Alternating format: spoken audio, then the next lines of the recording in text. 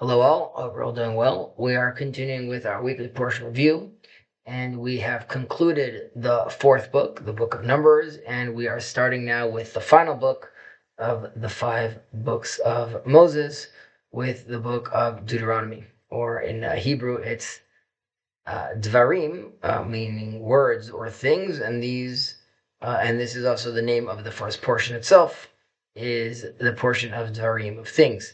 And this is discussing how Moses appoints the chieftains of the tribes of Israel, and we have, of course, the 12 spies. We encounter the Edomites and the Ammonites. We have the battles, the conquest of Sichon and Og, and what we were talking about already last week, which is the assignment of the lands to the 2.5 tribes of Reuven, Gad, and Manasseh. Now, we spoke last year. I'll put it in the comments. We spoke last year about the unique relationship with the Ammonites. Today, I want to have a discussion with regards to Edom, right? And the nation of Israel, we needs to ask permission from Edom when we want to pass through its land. But we want to ask why. Why do we need to ask for this permission?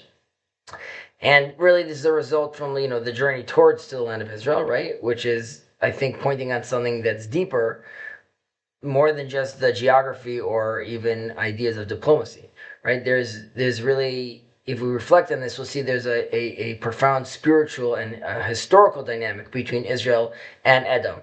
I would even say that this dynamic is still playing out today. Now, throughout history, there have been times when the Jewish people have been they needed to step off the world stage, whether this was by choice or by force, right? But these are what we call the times of exile, or galut.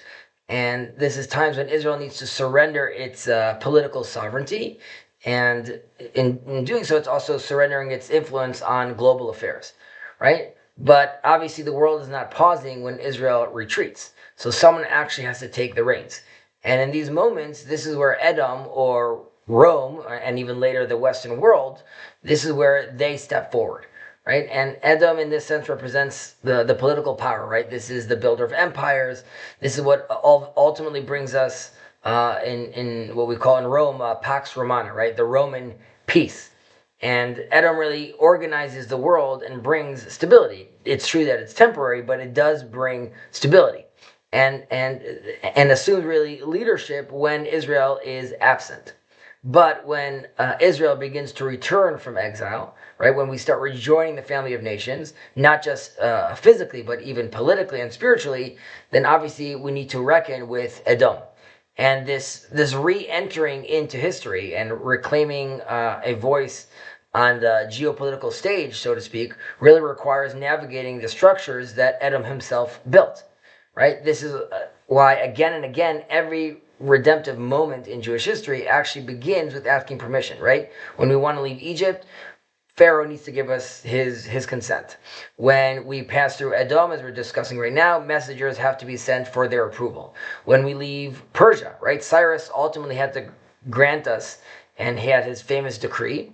And even at the end of the exile of Edom, we had to have an approval that needs to come from the rest of the nations.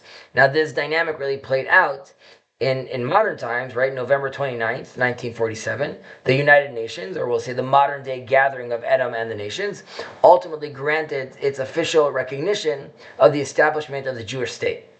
Now, this permission was granted, and once it was, there's not really taking it back at this point. However, it does seem that today the world does seem to second guess its decision, right? So there's from international pressure that deny Israel's legitimacy, and there's also obviously movements that are trying to reverse the clock and even undo the whole miracle of the Jewish return, right? And there's this growing sense that there's this often unspoken, subconscious, but deeply felt feeling that the nations are really regretting saying yes. And this ongoing tension in the Middle East is not simply a dispute over borders or security, right? It's a spiritual and civilizational struggle over the direction of humanity, ultimately, right? The West and Edom is still holding the dominant global narrative. And there's also the Islamic world that is seeking to challenge it. I would specify the Islamic is the not the Islamic, the radical Islamic world is really seeking to change it. And Israel, we're caught in the middle, right? And this obviously is really bringing a question: do we have something of our own to say, right? Do we understand that our return to this land wasn't just about surviving, right? It wasn't just about surviving the Holocaust or surviving exile, but it's about bringing a message to the whole world. And this is the true challenge of our generation. Now, the brutal attacks of October 7th really shattered the illusions that we've had. It really exposed the fragility of our security, but also a deeper fragility of our own purpose, right? The failure of the government, the intelligence agencies, and the leadership wasn't just technical. It wasn't a technical error. There was a spiritual vacuum as well. And for too long, we've assumed that being here was just enough, and that our presence in the land is really fulfilling our role. But the nations are asking. You returned after 2,000 years. You shattered the idea of Christian with supersession, and we reopened the pages of the Jewish identity in this sense. And after all that, we still have nothing to say. Right? When Israel fails to lead with a vision, the world around us senses this void and really rushes in to fill it. And it is time for Israel to rise with courage, not just militarily, but morally and spiritually. We need to say we're not merely survivors of tragedy. We're actually bearers of the message of God and humanity. For humanity. And we need to say that our return to the land is not only about borders, but it's about a blessing. And we need to say that when we have something to offer to the world, a vision of justice, of kedusha, of sanctity, of the human soul that is created in God's image, in Hashem's image. If we don't say it, others are ultimately going to speak for us, and they're already doing this, right? We have to have this be a turning point. We can't let October 7th just be as remembered as a time of horror, but as an awakening that we're actually reclaiming our voice.